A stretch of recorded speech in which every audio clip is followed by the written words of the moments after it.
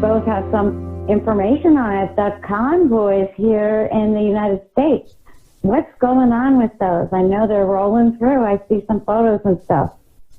Right.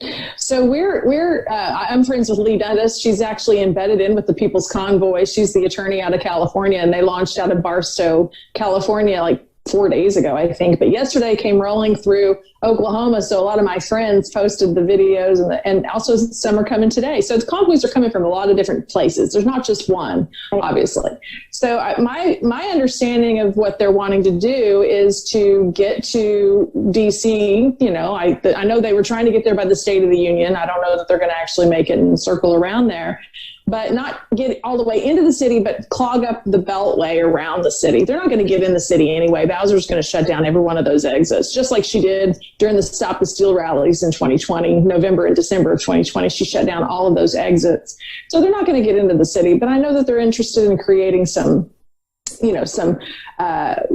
obviously the scuttle that took place about what took place in Toronto or in Ottawa, they want to demand that we release the mandates, that the mandates are lifted, and also that the EUA is lifted. As I've been talking about, this Emergency Use Authorization Act, this is part of their demands. They want the EUA lifted so that there can be no more governors or doctors or hospitals, without any accountability. This EUA is why we have the vaccines being pushed through. And even during a time when we have treatments and therapies and people should be not dying, there are people still dying from COVID currently. Why are people still dying when we are 2 years in to know how to treat this already? We already know how to treat this. We know how to save lives, and it's not happening. So the truckers are very, they are very motivated. They are very God-fearing gentlemen and women, and they are family motivated. They're patriots, and they are pushing across the country, and they are so happy to see Americans coming out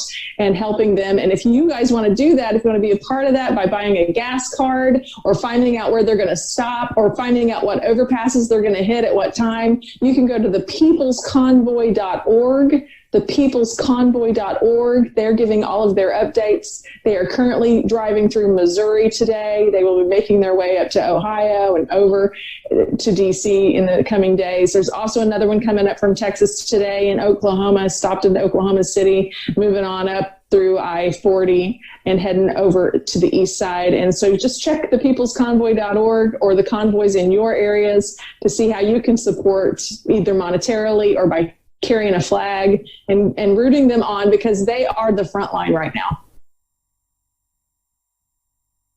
Fantastic. Frontline, they have a purpose. I know they're going to be rolling through my state tomorrow, and I can't do it. They're actually staying overnight in Indianapolis. Maybe I can work something out Thursday. I know I do support them. There's another one coming through, though, next week. So from Oregon. So, and it's actually closer to me. So that's the one I kind of have my eye on. But to me, it's kind of like, let's go to all of them. I mean, let's look at these Canadians. We're out in sub-zero temps in the snow and 50 degrees out today here, and probably get some snow. But I want to say I'd still go out there because I think it's that important. And so whatever your role is, if it's by the side of the road or if it's, they actually list the whole itinerary of where they're going to be staying overnight. So maybe you can send them a meal there or bring somebody a gas card. Yeah. But if you're anywhere near any of these stops, that would be the thing to do because, that's the way to support them, and one-on-one without all of the other nonsense getting involved, the powers getting involved in the business. I think one-on-one is the best way to do it. Well, and all the camaraderie that you'll have while you're there, standing on an overpass or in a truck stop or on a freeway on the side, all the camaraderie and the new friends you're going to meet, the people who are just mom and pop and they've been fighting this battle. Their small businesses have been taken away. Their children have been masked. Some of them have gone through, psychological turmoil over the last 2 years. So this is not over yet, and we will keep fighting it on every front. That's precisely what the powers don't want. They don't want people united. They don't want, that's why they don't want you out in public. They don't want you to hook up with other people who are like-minded and know that you're not alone, because it's always been about divide and conquer. Isolated people are easy to manipulate, and that's what it's always been about. So, Well, I just love the truckers so much. They make my heart sing. They're like the greatest thing since sliced bread or milk duds. They're amazing. And aren't we all blessed to have people who figured out a way to actually accomplish what seemed like the impossible? We all felt so powerless now for so long. And here come the truckers with their big rigs. Bum, bum. They're like unbelievable. They're so great. And they deserve all our support. But yeah, and I love that. I love that they put the global elite tyrants, the bully hyphen cowards, as I'm calling them, and I have a complete psychological profile on these people. And so the poodle-haired chump up in Canada is forced. His hand is forced to start, doing unconscionable things. They've got bouncy houses and cookouts, and he's bringing in the police. I'm surprised, frankly, that the police were dragging people away and violating their constitutional rights. As a police officer, you're supposed to know intuitively, and you're supposed to feel it in your heart, that you don't have to take orders like a Nazi soldier. You can say, no, this is against my Constitution. You can say, no, I'm a conscientious objector. These people are not violent. They're our friends. We talk to them all the time. We get to know their children. And that should prevent them from dragging them away and talking about $100,000 fines and we're taking your rig and your license, essentially starving out families. I mean, it's something out of Hades, what he's done. And I'm sure the Democrats here, these dreadful people, almost without exception, have the same thing in store for the truckers. I'm praying that there's a land way into D.C. and that, as Brooke said, it's not completely landlocked. That there's some way in without Bowser getting the bridges. Even if there is a roadway in, I think the truckers will likely find a way to go around the blockade or something. They'll do something smart. They're not, yeah, I mean, they're not law enforcement and Pelosi and Bowser and all these people. They're just not smart enough to outsmart the truckers. Truckers are way smarter than they are, I can assure you. So it buoys the heart. It uplifts the spirit. And I want to get involved in any way I can. I'm going to individual truckers, and maybe Brooke has somebody that she knows to help me get embedded for Newsmax somewhere from North Carolina to D.C. so I can ride with one of these truckers and go into D.C. as a member of the press and chronicle all of this. Of course, I know that won't prevent them from putting me in the D.C. dungeon with the other January 6ers. That's what they've got planned. But absolutely. It's absolutely great because people are going to go and do it anyway and get arrested and get thrown in jail. Pretty soon. Huh? I'm not in there, and I was there. I know. So, you know what? That would be so great. I really hope Brooke can help hook you up with a trucker, or you can even just go find one. I mean, I'm looking. I'm connecting with truckers, and individual I'm really truckers. Looking forward to that. You said something earlier that was really interesting to me, and I didn't want to interrupt you guys. It was so much great material. You said something interesting earlier about the journalist chasing you down, or that politicians chasing you down.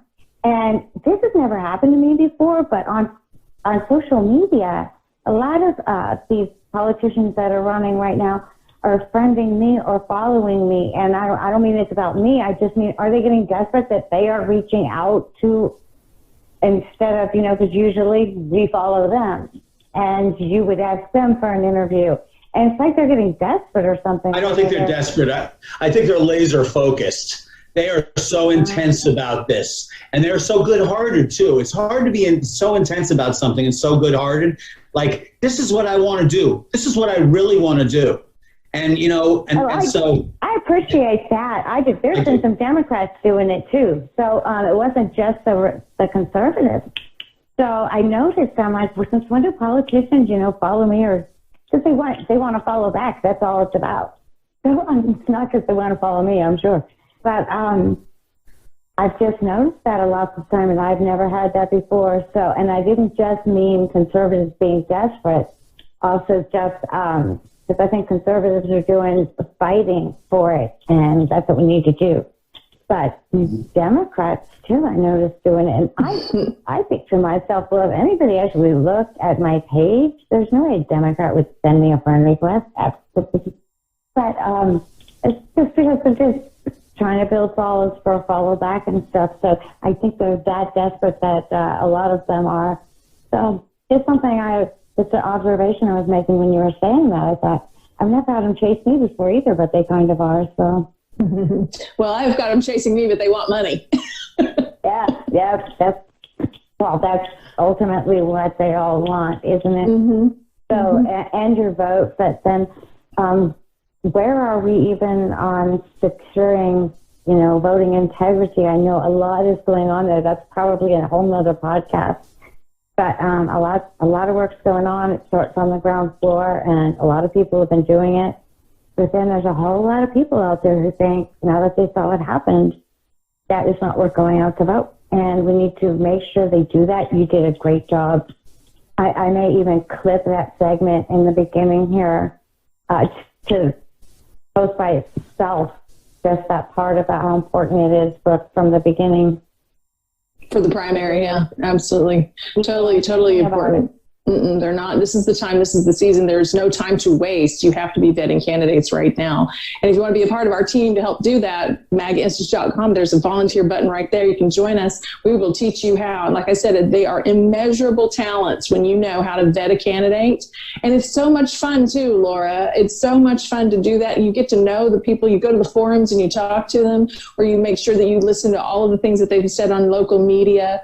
And it's very important. We've got to make sure we send to the general the best choice, because sometimes there's 17 on the ballot and they say, I am the most conservative Republican on the dais here. And you're like, oh, yeah, right. I mean, that's how we have, who we have before that we mentioned. That's how we have the Mitt Romneys and the Liz Cheneys. And that's how we got John McCain. And so we're done with that. We're totally done with that in the United States. Patriots are rising up, as you can see, with the truckers and the bikers and just all of the folks who are saying this is enough. We're drawing a line in the sand and we are done.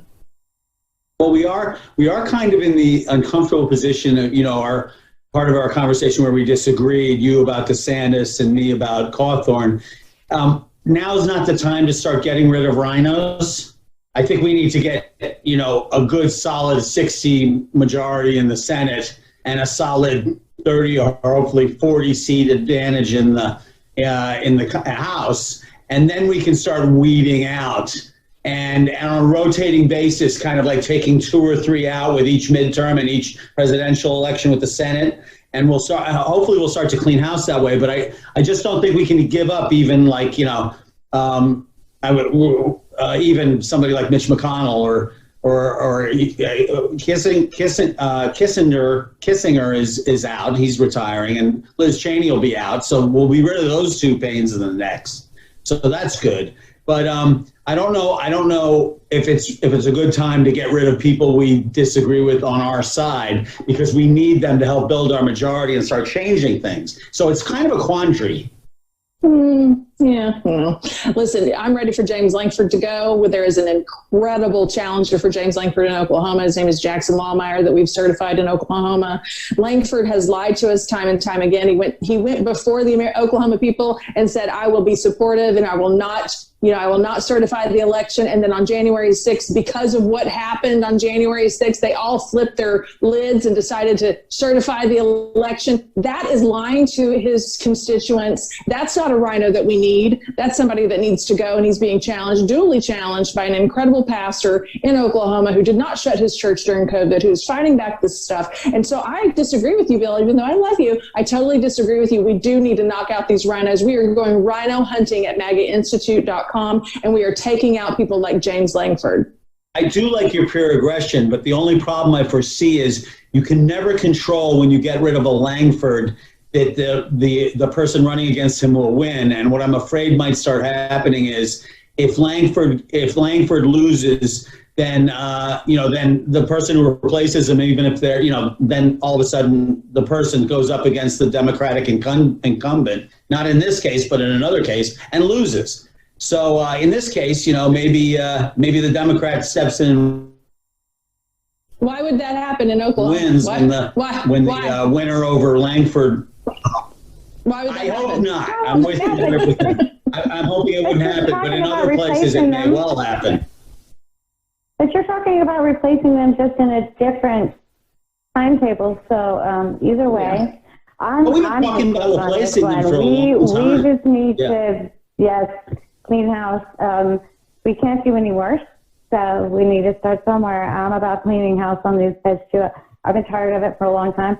I'm actually not a registered Republican anymore. I just can't even claim either party. I just go independent. Yes. And you can guess how I probably always vote, but all the same, it's just for my conscience. I'm ashamed of both parties, and that both parties let all of this go. And I was, I was there as a patriot on January 6th, at the best rally of all time. It was so incredible. They had to destroy it because it was that powerful. And I'm not talking about violent. I'm talking about motivating. I'm talking about we knew we were right, and we knew that Pence was going to wrong us. We all knew it, and we went there and we said, you know what? And it's funny because I used that $600 stimulus to get there. So it's kind of, exactly. Thank you, President Trump. That's what got me there. Irony. So, and my friend, and I'm not going to name her, but she was so gracious with the hotel accommodations and the airfare, and she was incredible too. So we went there and we said to ourselves, well, either we are going to just be a grain of sand in the crowd who was there. It was just about joining together that we aren't going to take this. We knew who won. We never thought Pence was going to certify anything. That's not why we went there. But we were hoping to make a difference, even just in being there. And we went back to our hotels. We went shopping for souvenirs when it was over. But anyway, we were incredibly motivated. They had to destroy it somehow, and they certainly tried. So we said to ourselves, let's go, because either it's going to be history making and we're going to pull this off, or it's going to be the last hurrah before communism falls. We fall to communism, and so we don't have any regrets, and we didn't do anything wrong. And to see good people who were there, and all of those people in that crowd, because a few people unfortunately trespassed, but that's the extent of it. And most of them were a setup, and then all of the other things, a murder. And we were in our hotel, we just couldn't even believe. We were just on our knees begging, because the propaganda that we saw going out there was nothing what we were seeing, with nothing what we saw with our own eyes. Right. Get excited telling the story. I apologize. And but we couldn't do anything to stop it. There was nothing we could do to stop it. We were like, it's lies, it's lies. We put it out there on social media. But, all that's manipulated. So it was really eye-opening, too, when they then started the fencing. And then they actually put the armed guards on the outside the following weekend, because the Right to Life people were praying on the steps of the Supreme Court. It was our Catholic group praying a rosary on the steps of the Supreme Court. They weren't a threat to anyone at all except the devil. So that they were so threatened by it every time. It's very clear the spiritual war and whose side is on whose. And I don't hold that against the soldiers themselves. They're obeying orders. But, that was all fake and a setup. And I apologize for hijacking this, but... That's okay. No, the January 6th is because I saw with my own eyes. Right. Yes. And the January 6th prisoners are our prisoners of war right now. They are political prisoners. They're held in jail in solitary confinement, sometimes up to 23 hours a day. Many times they are not getting any medical care or ability to be brushing their teeth or shave or get a haircut. We just had a suicide on Sunday, Matthew Perna. And, I don't know anything about that gentleman's story, but I have had a couple of people on my show. One of them is a wife of a prisoner that's currently also still in D.C. in the prison, but also a gentleman who was asked by the FBI to be an infiltrator, and he told them to pound sand. And then they came and arrested him after he attended on January 6th. He was on our show in June or July last year. His name is Jeremy Brown, episode 52. And then he was on our show again a week and a half ago. He's in prison in Pinellas County. And he says And he said to me, Brooke, every time I go to court, they are talking, the FBI is mentioning your name and MAGA Institute podcast. They're using the transcript from our show, episode 52, against me in my case. And I said, Jeremy, you've been on dozens of shows. Why'd they pick this one? He goes, no, Brooke, I've been on hundreds of podcasts and they've picked yours and they've picked you. So my name is being mentioned and my MAGA Institute is being mentioned when he goes to court and the FBI is presenting whatever it was. We said we didn't do anything wrong either. We were on the 10th row. I met Jeremy that day at the hotel after all of it went down. We were back at the hotel. But we were on the 10th row. We were watching everything at the Ellipse in the VIP section. We were, 20 feet away from President Trump when he was speaking, and Madison Cawthorn and Mo Brooks and everybody that got up to speak that day that apparently somehow is now some sort of insurrectionist, which is nothing but a lie, propaganda lie. And by the way, folks, if you are still listening to the news today after what COVID has done to you, if you're still listening to the news after January 6th, what January 6th news has said to you about insurrection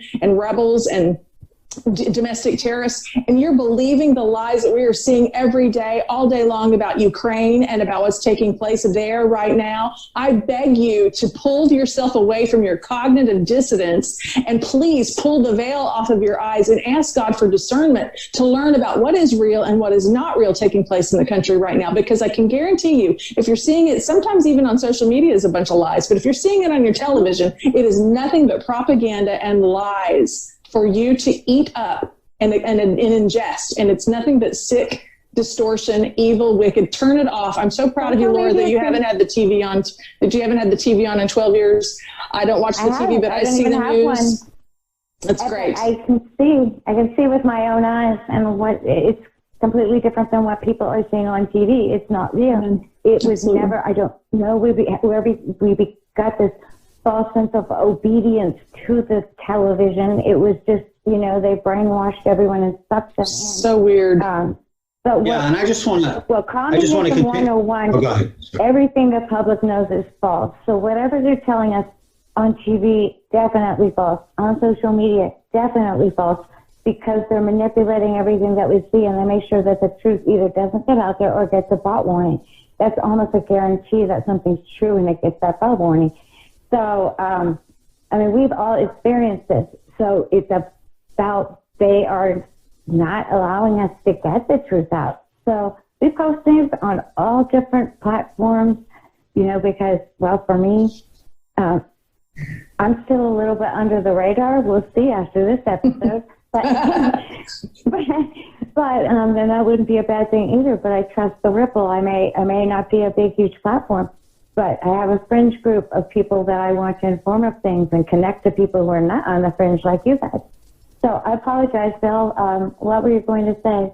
No, I just wanted to continue down the trail that Brooke blazed there. And if you're doing this, and if you're still listening to the media after COVID, and if you're still listening to the media after the January 6th charade and going back, if you're still listening to the media after the Russia, you're still listening to the media after the terrible treasonous Ukrainian call, all of those things, if you're still harassing your friends and loved ones and even people you don't know, God help you and God help us all, because that is so flat out wrong. That's like worse than doing the worst sin you can think of.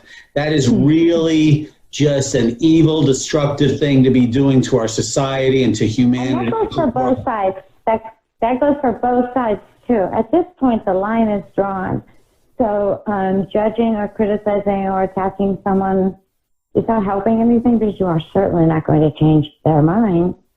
So, but be very careful. Be very careful with the but that goes for both sides thing.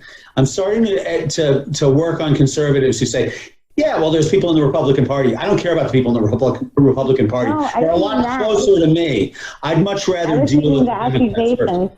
Yes. Like, I guess you may have not even been thinking of what I was thinking of there, but it's really been heavy on my mind about, the vaxxed and unvaxxed, the war against the vaxxed against the unvaxxed that they have created. So that's what I was thinking. It goes for both sides there, because we still have people out there attacking each other over this. At this point, we've all decided it's either you've done it or you haven't, and there's no point in still attacking each other. So that was really what I was saying. Right. Not necessarily about Republicans, because the Republicans certainly don't do everything right, but the Democrats don't do anything right. Nothing, zero. That's right. That's right. I just wanted to, yeah. So I didn't know that's where you were going. I didn't know that's where you were going.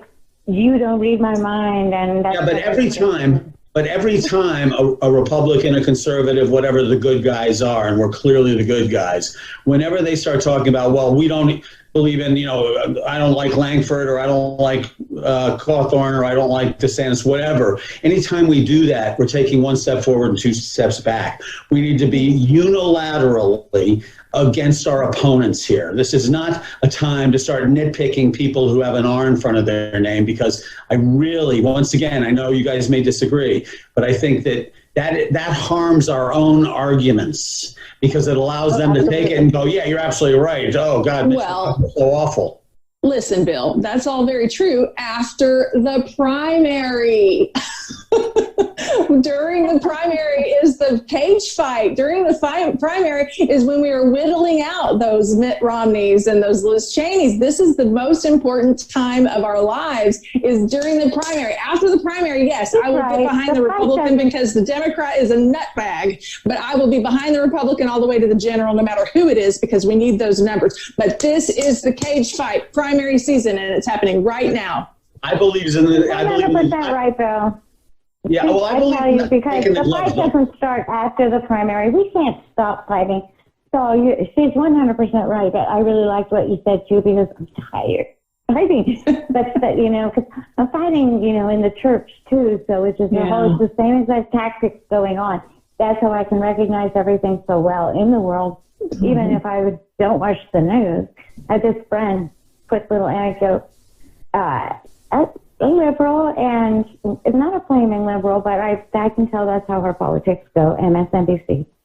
So first she said, I haven't watched TV, so I don't know what's going on. I said, watching it, you don't know what's going on. I know, but I feel like, I need to watch so I know what's going on. It can't get in their head that because they're watching is the reason they don't know what's going on. Amen.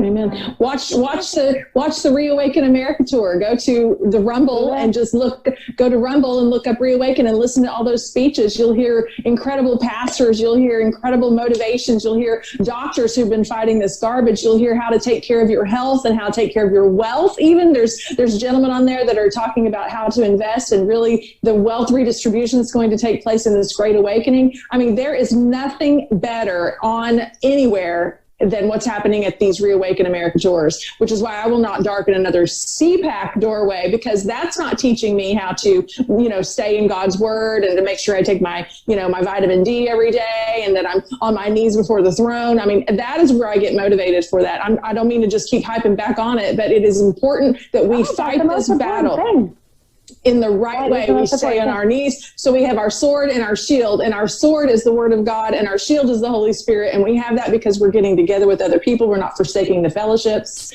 And that's what's most important right now in this ongoing battle. 100%. We have to put God first. We have to fight this war with his protection. It cannot be done any other way.